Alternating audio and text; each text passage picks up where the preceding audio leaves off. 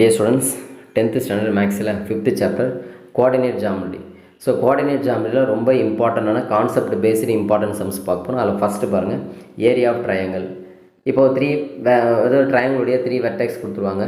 3 vertex கொடுத்துட்டு so area of triangle கேட்பாங்க. So நமக்கு point x1 y1 x2 y2 அதேமாதிரி x3 y3 பாயிண்ட்ஸ் கொடுத்துருவாங்க. ஸோ அதை பேஸ் பண்ணி ஏரியா ஆஃப் ட்ரையாங்கிள் கண்டுபிடிச்சிங்கன்னா formula 1/2 x1 y1 x2 y2 x3 y3 திரும்ப அகைன் x1 y1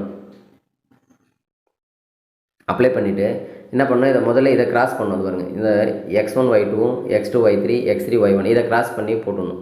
அப்புறம் மைனஸ் போட்டு இந்த சைடில் கிராஸ் பண்ணி மைனஸ் பண்ணி போடணும். ரொம்ப ரொம்ப ஈஸியானது. ஸோ இதை பேஸ் பண்ணி நமக்கு வந்து பார்த்திங்கன்னா 2 more கொஷின்ஸ் கேட்பாங்க. அப்புறம் இதை பேஸ் பண்ணி ஏரியா கொடுத்துட்டு அதில் கேவோட வேல்யூ பியோட வேல்யூ அந்த மாதிரி கண்டுபிடிக்கிற மாதிரி ஏரியா வந்து ரைட் சைடில் வச்சுக்கணும். இப்போ ஏரியா வந்து 24 ஸ்கொயர் யூனிட்ஸ் அப்படின்னு கொடுக்குறாங்கன்னா ரைட் சைடில் 24 வச்சுக்கிட்டு லெஃப்ட் சைடில் இந்த ஃபார்முலா அப்ளை பண்ணி போட்டு அந்த அன்னோன் வேல்யூவை நம்ம கண்டுபிடிக்கிற மாதிரி கேட்பாங்க.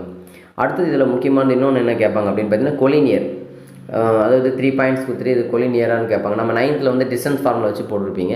இப்போ இங்கே 10th வந்து area formula, area of triangle வந்து 0 வந்துச்சுன்னு வச்சுக்கேன். ஏரியா ஆஃப் ட்ரையாங்கிள் வந்து 0 வந்துச்சுன்னா அப்போ கொலினியர்னு அர்த்தம். 0 இல்லைனா நான் கொலினியர்னு அர்த்தம். அதே மாதிரி area of quadrilateral, area of குவாட்ரிலேட்டர்னா 4 வெர்டெக்ஸ் வரும். அதனால் எக்ஸஸாக x4 y4 வரும். அவ்வளோதான், மற்றபடி அதே தான். ஸோ அதில் முக்கியமான சம்ஸ் இப்போ அந்த 5th சாப்டரில் ஃபஸ்ட் எக்ஸசைஸில் முக்கியமான சம்ஸ்லாம் நம்ம கொடுத்துருக்கோம் பாருங்கள். 5 பாயிண்ட் எக்ஸாம்பிளில் 5.1 2 3 4 6 அதே மாதிரி எக்ஸசைஸில் 5.1 to 7 வரைக்கும் கொஞ்சம் முக்கியமான சம்ஸ்லாம் கொடுத்துருக்கோம். இது வந்து ஃபஸ்ட் எக்ஸசைஸ். அதே மாதிரி செகண்ட் எக்ஸசைஸோட மெயின் கான்செப்ட் வந்து பார்த்திங்கன்னா slope of straight line m = tan θ.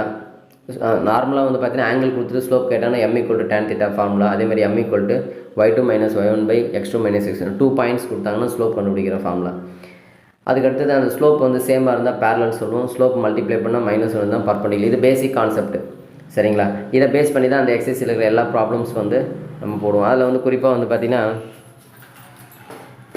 Example 5.8 5.9 5.10 11 12 15 16 இந்த சம்ஸ். அதே மாதிரி எக்ஸசைஸ் 5.2ல் இந்த 4 5 6 7 8 10 11 12 இந்த சம் ரொம்ப இம்பார்ட்டன். அதில் குறிப்பாக கடைசியில் வர இந்த 10 11 12 ரொம்ப இம்பார்ட்டண்டானது. எக்ஸசைஸ் 5.2ல் குறிப்பாக அந்த பேரலோகிராம் சம்ஸ் வரும். அதாவது ஆப்போசிட் சைட்ஸ் ஆர் ஸ்லோப் வந்து அதாவது ஸ்லோப் வந்து சேமாக இருக்கும். சேமாக இருந்தால் பேரலல் சொல்லுவோம். ஆப்போசிட் சைட்ஸ் ஆர் பேரலில் தான் அது பேரலோகிராம் அப்படின்னு சொல்லிட்டு வரும். ரொம்ப ரொம்ப இம்பார்ட்டன் அந்த டாபிக். அது நல்லா பார்த்துங்க. அதே மாதிரி equation of straight line exercise 5.3 equation of straight லைனில் 4 ஃபார்முலா இருக்குது.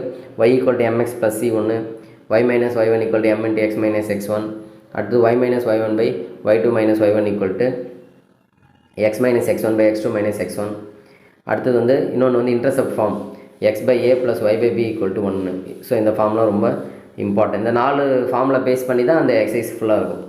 ஸோ அதில் இம்பார்ட்டன்ட் சம்ஸ்லாம் கொடுத்துருக்கோம் பாருங்கள். எல்லாமே எக்ஸாம்பிள் எது எக்ஸசைஸ் எது அப்படின்னு சொல்லிட்டு மார்க் பண்ணி கொடுத்துருக்கோம். இதெல்லாம் ரொம்ப இம்பார்ட்டன்ட் பார்த்துங்க. அடுத்தது வந்து பார்த்திங்கன்னா last exercise general form of straight line. இப்போ அதில் முக்கியமான எக்ஸாம்பிள் சம்ஸ் எக்ஸசைஸ் சம்ஸ் கொடுத்துரு. இதில் குறிப்பாக இதில் இந்த ஆல்டிடியூட் மீடியன் அதை பேஸ் பண்ணி வர சம்ஸ்லாம் கொஞ்சம் நல்லா பார்த்துங்க. இதில் வந்து பார்த்திங்கன்னா இந்த எதுனா 8th 9th இந்த சம் கொஞ்சம் இம்பார்ட்டன்ட். அதெல்லாம் கொஞ்சம் நல்லா பார்த்துங்க. அதே மாதிரி நம்ம இந்த போன எக்ஸசைஸ்லேயே கூட பார்த்திங்கன்னா ஆல்டிடியூட் மீடியனை பேஸ் பண்ணி முக்கியமான சம்ஸ் இந்த 9th 10th 12 14லாம் கொஞ்சம் நல்லா பார்த்துங்க. ரொம்ப முக்கியமானது. ஸோ 5th பொறுத்த வரைக்கும் இப்போ நம்ம சொன்ன கொஷின்ஸே முக்கியமானது. இதை பார்த்தீங்கனாலே நீங்கள் போதும். நிச்சயமாக மேக்ஸிமம் இதிலே உங்களுக்கு கொஷின்ஸ் வந்து மேக்ஸிமம் கவர் ஆகிடும்.